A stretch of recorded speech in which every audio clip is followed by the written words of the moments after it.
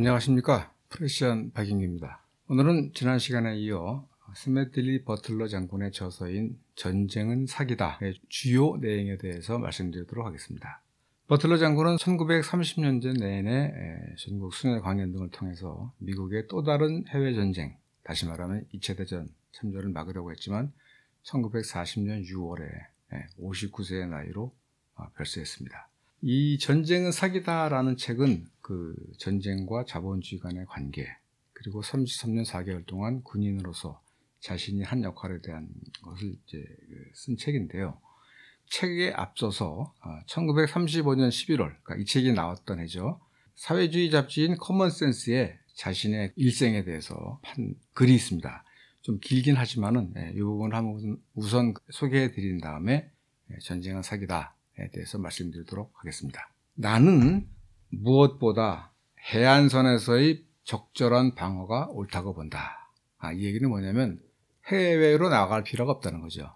아메리카 대륙은 양쪽이 큰 대양에 있기 때문에 외국의 침략으로부터 방어가 굉장히 쉽고, 따라서 그냥 국내에서만 국내 해안을 중심으로 방어만 하면 된다. 다른 나라가 싸우러 오면 당연히 우리도 싸우면 된다. 그런데 미국은 이런 문제를 지니고 있다. 미국 기업들이 미국 안에서 이익을 6%밖에 올리지 못하자 외국으로 나가 100%의 이득을 올리려고 한다. 그러면 정부가 기업을 따르게 되고 군인은 정부를 따르게 된다. 다시 말해서 자본주의적 확대를 위해서 군대가 동원된다. 그런 얘기죠. 나는 다시는 은행의 비열한 투자를 보호하는 전쟁 따위에 참여하지 않을 것이다. 우리가 싸워야 하는 경우는 딱 두 가지밖에 없다. 하나는 조국을 지키기 위한 전쟁이고, 다른 하나는 헌법상의 기본 원칙을 지키기 위한 전쟁이다. 다른 이유로 벌이는 전쟁은 모두 사기다. 그러니까 버틀러 장군이 모든 전쟁을 반대하는 절대적 평화주의가 아니라 적어도 조국을 지키고 또 조국의 민주주의를 지키기 위한 전쟁은 필요하다라고 하는 전쟁 반대론자라고 할 수 있겠죠. 나는 33년 4개월 동안 미국에서 가장 역동적인 군대인 해병대에서 현역 군인으로 복무했다. 소위부터 소장까지 해병대의 모든 지휘관 계급을 거쳤다. 그런데 나는 그 기간의 대부분을 빅 비즈니스, 즉 대기업, 빅 비즈니스와 월스트리트와 은행을 위해 일하는 고위 폭력배로 일했다. 조폭이란 얘기죠. 요컨대 나는 자본주의를 위해 일한 사기꾼이자 폭력배였다. 나는 그 시절 내가 사기꾼이 아닌지 의문이 들었다. 물론 지금은 그때 내가 사기꾼이었다는 것을 확실히 알고 있다. 모든 직업 군인들처럼 나도 현역을 떠나기 전까지는 자신만의 생각을 제대로 갖지 못했다. 상부의 지시에 복종하는 동안 내 정신 능력이 정체되어 있었다. 이것은 모든 현역 직업 군인들의 전형적인 모습이다. 그러니까 군인은 상명하복이니까 정부에서 지시하는 것을 따를 뿐이지 이것이 옳은 것인가 그른 것인가를 따질 만한 여유나 시간이 없었다는 얘기죠. 나는 1914년에 멕시코, 특히 탐피코 지역을 미국 석유 기업들의 안전한 곳으로 만드는 데 일조했다. 또 IT와 쿠바를 내셔널 시티 은행이 짭짤한 수익을 올리기에 적합한 곳으로 만드는 데 한몫하기도 했다. 뿐만 아니라 월스트리트 자본가들의 이익을 위해 중앙아메리카의 6개 나라를 침략하기도 했다. 6개 나라입니다. 나는 1909년부터 1912년까지 브라운 브라더스의 다국적 은행을 위해 니카라과를 길들이는 데 일조했다. 1916년에는 미국 설탕 제조 기업을 위해 도미니카 공화국에 총구를 들이댔다. 1903년에는 온두라스를 미국 과일 회사들에게 유리한 곳으로 만들었다. 1927년 중국에서는 미국 석유기업 스탠다드 오일의 순탄한 진출을 도왔다. 이제와 돌아보면 내가 알 카포네에게 한마디 조언을 해줄 것을 하는 생각이 든다. 그는 시카고의 3개 구역을 누비며 사기를 쳤다면 나는 세계 대륙에 걸쳐 그 짓을 했으니 말이다.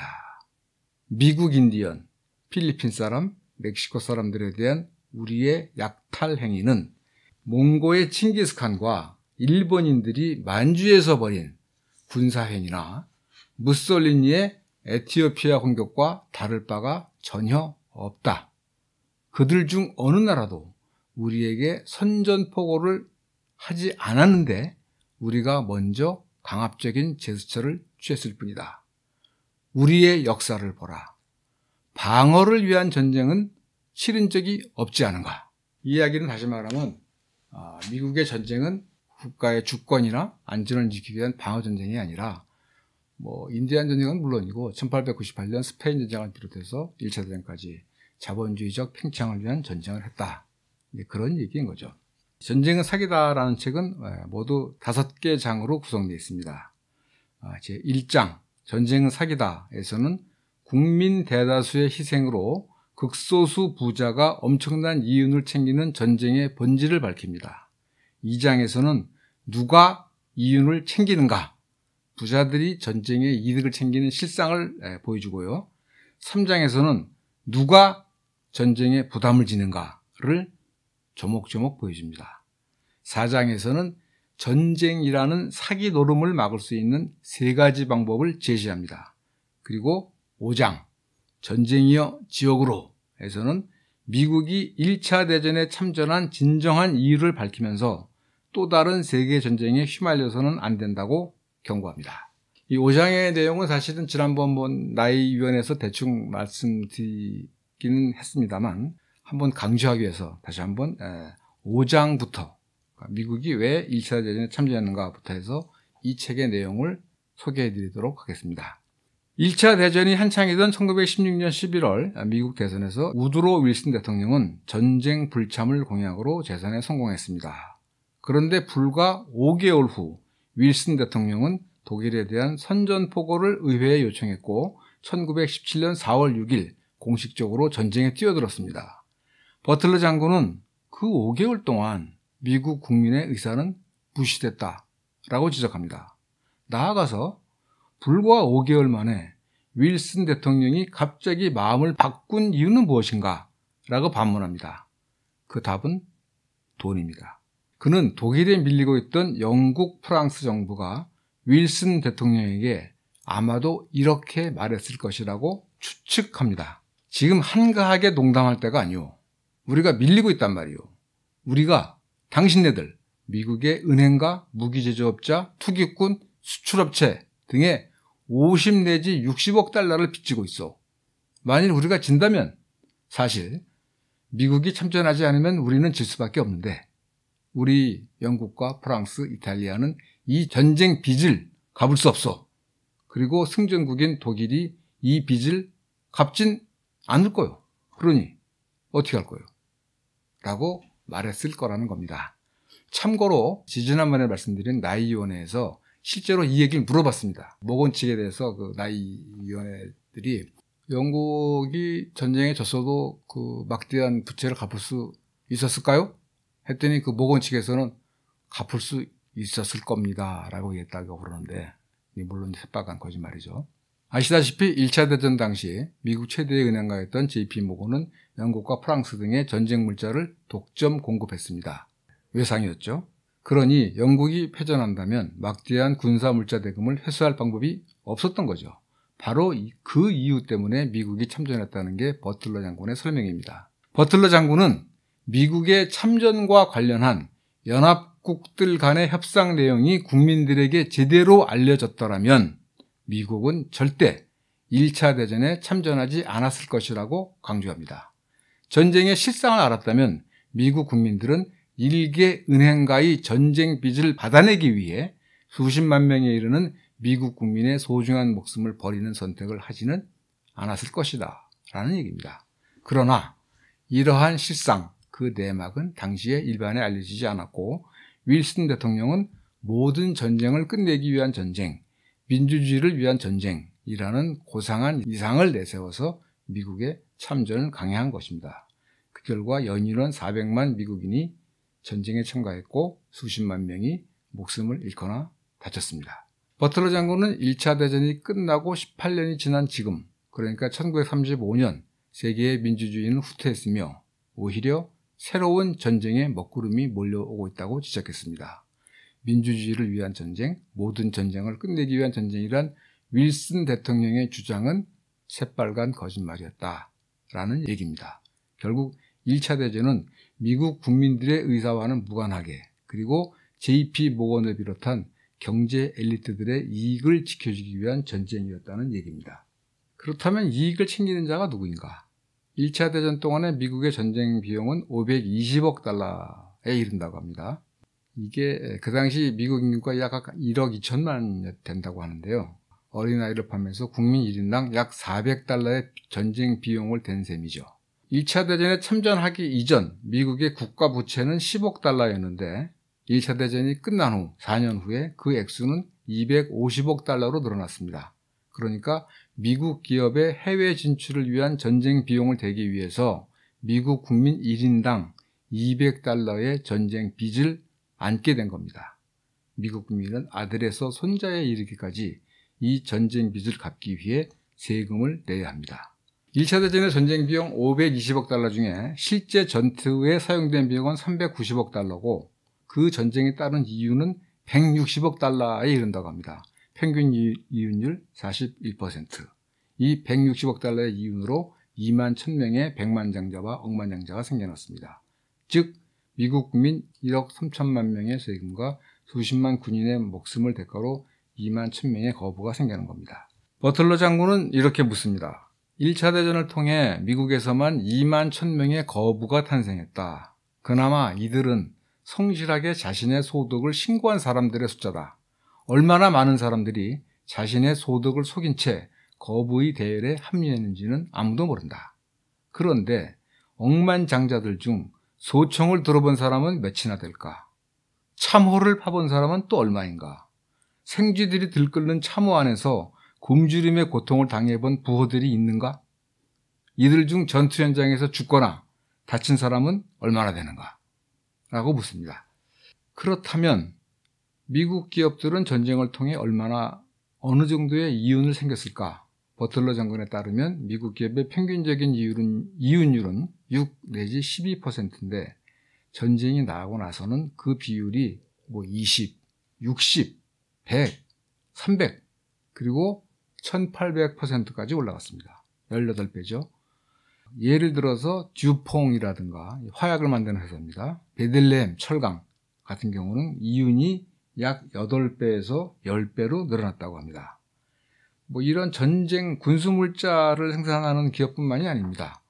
연방 상원 문서 259호에 따르면 122개의 육류회사, 155개의 면화업체, 299개의 의류기업, 49개의 철강업체, 340개 석탄업체 등이 전쟁 기간 동안 자기 자본 대비 적게는 100%에서 많게는 7,856%의 이윤을 거둬들였다고 합니다. 78배죠. 여기서 끝이 아닙니다. 아까 말한 것처럼 성실하게 소득을 신고해서 거부에 들어간 사람들이 2만 1000명이라고 한다면 소득을 숨긴 사람들도 있고 더 중요한 것은 금융가들이야말로 전쟁 이윤의 알짜배기를 거둬들이는 자들이다. 왜냐하면 금융회사들은 이게 주식회사가 아니고 유한회사예요. 대부분 파트너십으로 운영되기 때문에 영업실적을 공개할 의무가 없습니다. 따라서 이들 금융가들이 1차 대전을 통해서 수십억 달러 이상을 벌어들였음이 확실하지만 그 이윤의 엄청난 규모만큼이나 그 실상도 비밀에 가려져 있다. 상원조사위원회도 그 규모를 알아낼 수 없다. 나이위원회가 밝혀낸 군수업체의 부당 이윤 규모는 빙산의 일각에 불과하다. 또 중요한 거는 엄청난 낭비가 있었다는 거죠. 예를 들면 미국의 군화업체가 전쟁 기간 동안 연방정부에 3,500만 켤레의 군화를 납품했다고 그래요. 그런데 미국의 참전군인은 400만 명. 그러니까 1인당 8켤레 이상의 군화를 팔아먹은 셈입니다. 버틀러 장군은 내가 지휘한 연대는 군화 딱 한 켤레씩만 지급받았다라고 말합니다. 전쟁이 끝난 후 무려 2,500만 켤레의 군화가 재고로 남았다는 얘기죠. 또 1차 대전에는 기병대, 말 타는 기병대가 참전하지 않았음에도 수십만 개의 말 한 장이 제조돼서 미국 정부에 납품됐습니다. 또 장교인 대령은 자동차나 말이 아니라 사륜마차를 타야 된다면서 6,000대의 사륜마차를 만들어서 정부에 납품한 자가 있는가 하면 주요 전쟁터인 프랑스에는 모기가 없었음에도 자그마치 6천만 개의 모기장이 정부에 납품됐다고 합니다. 버틀러 장군은 아마도 전쟁이 더 오래 지속됐더라면 이들은 모기장 수요의 창출을 위해서 모기를 납품해서 프랑스에 보내려 했을 것이다 라고 비꼬았습니다. 비행기 업체들도 무려 10억 달러 상당의 비행기와 엔진을 정부에 납품했으나 단 한 대도 전쟁에 투입되지 않았습니다. 그러니까 520억 달러의 전쟁 자금을 썼다고 하지만 실제로 전쟁에 들어간 것은 390억 달러다. 이런 얘기가 나오는 거죠. 그렇다면 전쟁의 부담은 누가 지는가? 모든 국민이 진다. 미국 정부는 전비 충당을 위해 리버티 본드, 그러니까 자유공채라는 국채를 발행했다. 금융가들은 액면가 100달러의 리버티 본드를 사고 파는 과정에서 커다란 차액을 남겼다. 국민들에게 100달러의 채권을 판 다음에 가격 조작을 통해 값을 낮춰 84달러, 86달러에 사들인다. 그리고 다시 가격을 올려 정부에 판 것이다. 워낙 국채란 거는 10년, 20년 뒤에 갚는 것이기 때문에 일반인들은 갖고 써봐야 소용이 없죠. 그러니까 금융가들이 싸게 사서 갖고 있다가 다시 정부에 내놓고 이자 포함해서 큰 돈을 벌어들인다는 거죠. 돈을 내는 것이 국민들의 부담뿐만 아니라 가장 큰 부담은 역시 군인이죠. 전쟁터에서 목숨을 잃거나 신체적으로 불구가 되는 것은 물론 살아 돌아온 사람들도 정신적 충격에서 벗어나지 못하기 때문이다. 버틀러 장군은 1차 대전 참전 군인들을 위한 국공립병원 18곳을 방문했다. 퇴역 군인 중 5만 명은 완전히 망가진 사람들이었다고 합니다. 3,800명의 산송장이 수용되어 있던 밀워키의 한 병원 원장은 이들 퇴역 군인, 즉 참전 퇴역 군인들의 사망률이 일반인의 3배라고 말했습니다. 전사 또는 신체적 불구가 희생의 전부는 아닙니다. 전쟁에 참가한 모든 젊은이가 겪는 정신적 충격은 너무도 큽니다. 버틀러 장군은 이렇게 설명했습니다. 우리는 농장, 사무실, 공장, 학교에서 일하고 공부하던 멀쩡한 젊은이들을 데려다가 살인기계로 만들었다. 180도 돌변을 강요한 것이다. 전쟁이라는 것은 사실 합법적 살인이니까요. 군중 심리와 애국심, 대대적 프로파간다를 통해 이들은 2년간 오로지 죽이는 일 또는 죽임을 당하는 일만 생각하게 된다. 그러다 갑자기 사회로 돌아와서는 다시 한번 180도 돌변하라고 한다. 군중 심리도 없이, 상관의 지시나 조언도 없이, 전국적인 프로파간다도 없는 채로 다시 정상적인 사회생활에 적응하라고 한다. 더 이상 우리는 그들이 필요하지 않기 때문에 그저 방치해둔다. 너무도 많은 훌륭한 젊은이들이 결국은 망가지고 만다. 그들 혼자서는 180도 돌변이 불가능하기 때문이다. 즉 살인계였다가 정상적인 사인으로 복귀하는 게 결코 쉬운 일은 아니다. 인디애나주 메리온에 있는 퇴역 군인병원에서는 1,800명의 젊은이들이 감옥에 갇혀 지낸다. 이 중 500명은 쇠창살 감옥에 갇혀 있다. 사람으로조차 보이지 않는다. 신체적으로는 멀쩡하지만 정신적으로는 죽은 것이나 다름없다. 어마어마한 전쟁의 열광 그리고 광적 흥분 상태의 갑작스러운 종말을 이들은 견뎌내지 못한다. 이 사실은 미국이 베트남 전쟁을 거치면서 징병제를 없앴잖아요. 그러니까 워낙 많은 사람이 죽었기 때문에.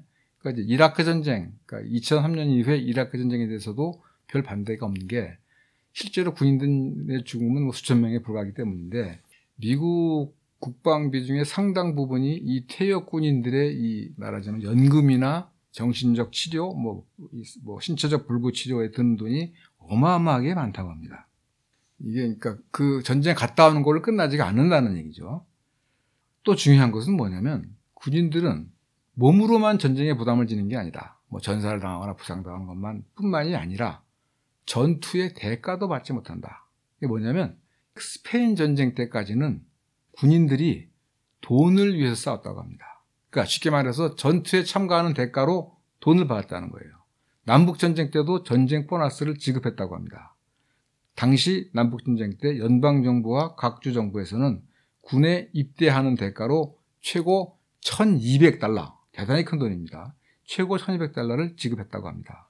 스페인 전쟁 때도 포상금을 줬다고 합니다. 예를 들어서 적의 선박을 납포하면 말하자면 수익금의 일부를 군인들에게 나눠줬다고 해요. 그러다가 1차 대전이 오면서 그러한 포상금 제도가 싹 사라집니다. 그 대신에 훈장을 주는 겁니다. 이제 군인은 참전을 대가로 돈을 받을 수 없게 됐습니다. 이른바 훈장 사업이 시작된 거죠. 남북전쟁 이전에는 훈장이란 게 없었고 의회 명의의 훈장이 제정된 게 1861년이고 1898년에도 훈장이 있었지만 1차 대전이 되면 군인에 대한 전투수당 이런 건 없고 오로지 훈장으로 때웠다는 거죠. 젊은이들의 참전을 독려하기 위한 프로파간다가 너무나도 흑상스러워서 하느님도 자원 입대할 판이다 라고 버틀러 장군은 비꼽니다. 독일 목사는 신의 이름으로 적을 죽이라 하고 미국 목사도 신의 이름으로 적을 죽이라는 선전에 광분하고 있다는 겁니다. 그러나 누구도 전쟁의 진짜 이유는 돈이라는 사실을, 그들의 죽음이 어마어마한 전쟁 이윤을 낳는다는 사실을, 즉 극소수의 전쟁 이윤을 낳는다는 사실을 제대로 말해주지 않았다. 고국의 동포가 만든 총알에 내가 죽을 수도 있다는 사실을, 미국 특허로 만들어진 어뢰에 의해 내가 탄 배가 침몰당할 수도 있다는 사실을 말해주지 않았다. 그저 영광스러운 모험에 참가하라는 말만 들었을 뿐이다. 아까 말씀드린 것처럼 사실은 1차 대전 이후에 미국 기업들이 독일과 굉장히 많은 협력을 했다고 그러죠. 실제로 그 미국 기업이 만든 전쟁 무기에 의해서 미국 군인들이 죽을 수도 있다는 얘기죠. 그 실상을 좀 구체적으로 들여다보겠습니다. 1차 대전 참전 군인의 월급이 얼마였냐면 $30였다고 합니다. 그 중에 절반은 고국의 가족들에게 보내진 겁니다. 그러니까 정부나 지역사회가 군인 가족을 부양할 수 없으므로 군인 자신이 책임지라는 얘기예요. 그러니까 이 $15라는 거는 고국의 조선소나 탄약 공장에서 일하는 직공의 일당을 약간 넘을 뿐이래요. 굉장히 조금인 거죠. 일당이라니까 $15. 그 또 $6는 상해보험에 들어갑니다. 그러니까 문명화된 국가라면 정부가 대줬어야 될 돈까지 군인에게 부담시킨 겁니다. 이렇게 해서 군인 손에 들어가는 돈은 고작 $9. 이게 또 끝이 아닙니다. 군인들은 리버티 본드, 즉 전쟁 공채까지 사야 됐습니다. 1차 대전 동안에 참전 군인들이 산 리버티 본드의 액수가 자그마치 $20억 된 겁니다. 그야말로 군인들은 몸 바쳐 돈 바쳐 나라를 위해 봉사한 거죠. 참전 군인의 가족들도 부담을 진다. 사랑하는 자식, 남편, 아버지를 전쟁터에 보낸 가족들은 그의 안위를 걱정하며 밤잠을 자지 못한다. 그가 만일 전사했거나 부상자로 돌아오면 그 고통을 나눠 가져야 한다. 신체적 부상이 없더라도 정신적 충격에 시달리는 퇴역 군인을 지켜보며 함께 고통을 당해야 한다. 그리고 전쟁 빚을 갚기 위해 대를 이어 세금을 내야 한다. 끔찍한 거죠. 그러니까 결국은 전쟁이라는 것은 극소수 부자들을 더 부자로 만들기 위해서 대다수 국민들이 몸과 돈을 바쳐 희생하는 그런 사회라는 얘기죠. 이 책의 4장에서는 이 전쟁이라는 사기를 어떻게 없앨 것인가. 극소수가 엄청난 이윤을 얻는 반면에 국민 대다수가 생명을 비롯해 엄청난 부담을 지는 전쟁이라는 사기극, 이 사기극을 어떻게 없앨 것인가. 버틀러 장군은 직업군인이나 관료들이 참여하는 이른바 군축협상으로는 전쟁을 없앨 수 없다고 강조합니다. 병사 없는 지휘관, 전함 없는 제독이 되기를 원하는 직업군인은 없기 때문이죠. 전쟁이 없어진다는 것은 직업군인의 일자리가 없어지는 것을 의미하기 때문입니다. 버틀러 장군은 군축협상의 본질은 우리 편의 군비를 증강하는 반면 상대편의 군비를 축소하기 위한 게임이라고 지적합니다. 군축협상으로는 결코 전쟁이 사라지지 않는다는 얘기입니다. 버틀러 장군이 내세우는 전쟁을 없애기 위한 방안은 세 가지입니다. 첫째는 전쟁으로부터 이윤을 얻을 수 없게 만든다. 둘째는 참전할 가능성이 있는 사람들만 국민투표를 통해서 참전 여부를 결정하자. 그리고 마지막으로 미국의 군사력은 오로지 방어 목적으로만 운영하자. 이게 버틀러 장군의 제안입니다. 쉽게 말해서 첫째, 전쟁을 위해서 젊은이들을 징집하기 전에 자본과 기업, 노동도 징집을 해라.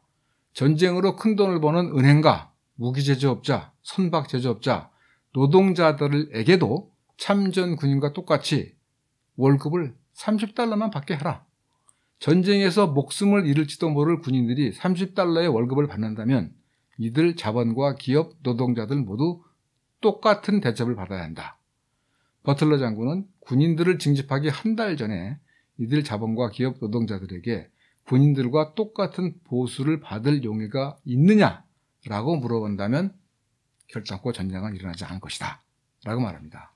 두 번째는 실제로 참전할 사람들만 전쟁 여부를 결정하자. 이미 미국의 많은 주에서 재산 또는 문자 해독 능력 등으로 투표권을 제한하고 있지 않느냐. 전쟁에 관해서도 전쟁에 참여할 가능성이 있는 사람들이 과연 자신의 목숨을 바쳐 전투할 만한 가치가 있는 전쟁인가를 결정하자. 전쟁에 몸소 참여할 가능성이 없는 국회의원들이나 정부 관료들 또는 재계 경영자들이 아니라 실제 전투를 치러야 할 국민들이 직접 참전 여부를 결정하자. 그런 얘기고, 마지막은 미국의 군사력을 해외로 투사할 게 아니라 오로지 방어 목적으로만 운영하자. 미국은 국토의 양면이 태평양과 대서양이라는 커다란 바다에 접해 있어 미국을 침공하기란 대단히 어렵다. 보통 공격하기 위해서는 방어하는 쪽보다 3배 많은 군사력이 있어야 된다고 그러는데, 게다가 바다를 통해서 침략하는 건 대단히 힘들다. 따라서 미국은 아주 작은 군사력으로도 충분히 미국을 방어할 수 있다라고 말합니다. 예를 들어서 미국의 전함은 해안에서 한 200마일 정도, 항공기는 정찰 목적까지 포함해서 한 500마일까지 정도, 이 정도만 경계를 해도 외국의 침략을 충분히 막을 수 있다. 그러면서 뭐라고 그랬냐면 1898년 미국의 해군 전함 메이너가 쿠바 아바나 항구까지 가지 않았더라면 메이너 폭발 사고는 일어나지 않았을 테고 어쩌면 미국 스페인 전쟁도 일어나지 않았을 것이다. 이런 얘기를 합니다. 전쟁에서 이윤을 없앨 것, 전쟁을 치를 사람이 전쟁 개시 여부를 결정하도록 할 것, 미국의 군사력을 방어 목적으로만 한정할 것이라는 버틀러 장군의 제안은 물론 현실화되지 못했습니다. 나이위원회가 군수산업에서 이윤을 얻지 못하도록 하자는 법안도 안 된 것처럼 결국 현실화되지 못했습니다. 미국에서는 1차 대전에 대한 지금 말한 나이위원회라든가 스매들리 버틀러 장군들의 그런 말처럼 그 1차 대전을 거치면서 이 전쟁이라는 게 정말 극소수 부자들을 위한 아주 안 좋은 것이었구나라고 하는 반전정서가 셌습니다만, 결국 미국은 1941년 12월 7일 일본의 진주만 기습으로 참전하게 됩니다. 그러니까 고립주의, 불개입주의가 이제 사라지게 되고 결국은 이제 참전하게 됐다는 거죠. 그리고 이 2차 대전을 통해서 히틀러와 일본의 군사주의자는 아주 명백한 민주주의의 적을 파괴하고 뉴딜로도 극복하지 못했던 대공황을 극복하면서 2차 대전이 미국 사람들에게는 좋은 전쟁, 세계의 민주주의를 지키고 우리의 경제적 위기를 벗어나기 위한 좋은 전쟁이라는 것으로 각인되면서 이후 미국은 영구 전쟁 국가의 길로 들어서게 됩니다. 근데 여기서 우리가 주목해야 될 것은 전쟁이 왜 일어나는가. 예를 들면 이제 버틀러 장군을 이제 아이젠하워 대통령보다 먼저 군산복합체의 본질을 밝힌 사람이라고 말했는데, 어떤 면에서는 펜타곤 페이퍼, 펜타곤 문서를 밝힌 다니엘 엘스버그하고도 비슷한 측면이 있습니다. 다니엘 엘스버그도 지식인이지만 미국의 핵전략 수립에, 그러니까 게임 이론을 통해서 핵전략 수립에 깊이 관여한 사람이고, 직접 베트남 전쟁에 참여한 사람이고, 베트남 전쟁에 참여할 때는 베트남의 민주주의를 안겨주겠다고 생각해서 참여했는데, 실제로 들어가서 보니까 전부 거짓말이더라 라는 얘기를 한 겁니다. 실제로 베트남 전쟁은 그 시작부터 진행 과정 내내 미국 정치인과 군인들의 거짓말이 있었던 거예요. 1차 대전도 마찬가지입니다. 그러면 2차 대전은 어떤 것일까? 그 스티븐 암브로스라는 미국의 역사가가 있는데 뭐라고 그러냐면 미국은 2차 대전에 참전한 게 아니라 끌려 들어갔다. 참전, 엔터, 들어간 게 아니라 풀드인, 끌려 들어갔다. 어떻게? 진주만 기습 때문에. 그래서 미국 내에서는 1940년, 그러니까 2차 대전이 이미 시작됐죠. 루즈벨트 대통령도 똑같이, 윌슨 대통령과 똑같이 전쟁에 참전하지 않겠다는 약속으로 대통령이 당선됩니다. 그러나 41년 12월 7일 일본의 진주만 기습으로 참전하게 되죠. 그래서 이 진주만 기습을 과연 미국이 알았는가 몰랐는가, 일부러 방치한 것은 아닌가, 유도한 것은 아닌가 하는 의문들이 굉장히 많습니다. 베트남 전쟁과 2003년 이라크 전쟁은 분명히 미국의 거짓 명분으로 시작된 겁니다. 2차 대전의 경우는 그것이 굉장히 애매모호해요. 그러나 어쨌든 그 진주만 기습이 미국의 참전을 가능케 한 매우 중요한 계기입니다. 그래서 다음 시간에는 과연 미국 정부와 군부는 일본의 진주만 기습을 사전에 알았을까 몰랐을까, 그것에 대한 논쟁, 그것을 다뤄보도록 하겠습니다. 오늘 얘기는 여기까지 하겠습니다. 들어주셔서 감사합니다.